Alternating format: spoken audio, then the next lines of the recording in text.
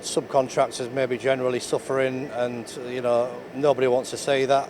When you've got companies like Ward High Tech that will actually offer these deals and help people out, and it's not just there to offer them the best deal, they view it as a partnership as much as we do.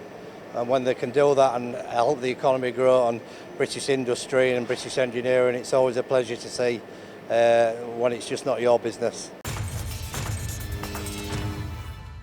Paul, you've got a terrific story here, how Ward High Tech have helped you commercially with your business, a company that's grown and grown and grown, and now you're really on that steep curve. But where did it begin? 225 years old this year. How's that happened? Well, the business has been going, as you say, 225 years this year, so it's really to have that history and all that knowledge behind us is absolutely brilliant.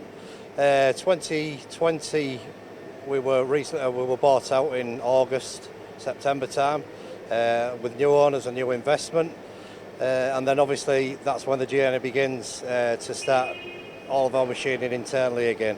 And I mean, look, in 2020 there was no machines, and now you've got 8 machines all with the spindles running. Yeah, I mean, it was great for us to get new owners in 2020 in September, to put a plan together for them to sort of approve it, which they did rapidly. In the meantime, having conversations with Ward High Tech to go forward. We'd already picked out all the machines that we wanted, and now we've ended up with 8 brilliant machines that have all fitted right from our smallest components up to the largest. Now let's talk about the machines a little bit later. Let's talk about the commercials behind this, because 2020 was difficult for you, investing in 8 machines. What is it that Ward High Tech did differently financially?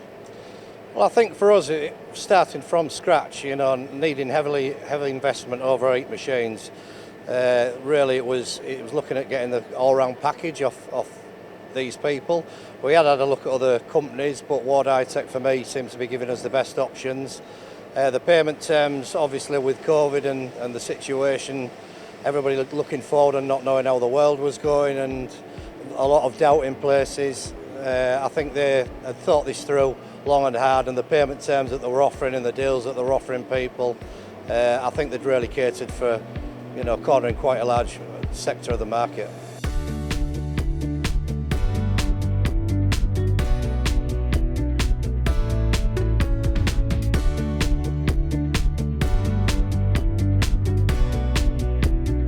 So what were the payment terms then that really suited your business?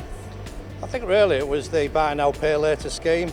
So when most companies are just investing in new machines, 1 machine at a time maybe, to make their production facility larger, great. But when you're doing it all in one go from scratch with all the cost that comes behind it for the tooling, getting people on board and so on, we just really had to look at the best deals that we could find, and I think that was the one that suited us the most. So buy now pay later.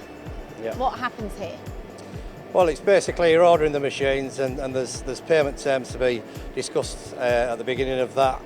There, obviously, the deal that they offered us was, you don't start paying for the machines for 6 months, and then you start paying from delivery. From delivery, yes, which was good. It obviously when you're starting from scratch, you've got all your manufacturing to bring back internally, so it gives you that breathing space for 6 months, which I think is crucial when you're starting from. You're starting up from zero. So you were bringing subcontracting work in? Yes. To help you build up the business again? That's correct, yes. Fast forward 2 years, where are you? Well, there was always a plan really to start bringing in a level head. We couldn't just do without subcontractors. There's always a need for them to some degree as well to support the business. But basically I think really we went from 95% outsourcing and then flip that around to 95% internal, done in-house, and we still need the support of our subcontractors and the reliable ones, but it's just been great to be able to bring it all back internally, and it sort of proves to me that all the decisions we made in the last 2 years have gone the right way. And I would say setting a machine shop up in 18 months is very, very difficult with nothing, and then in the last 6 months it sort of rocketed up and really ramped up in production.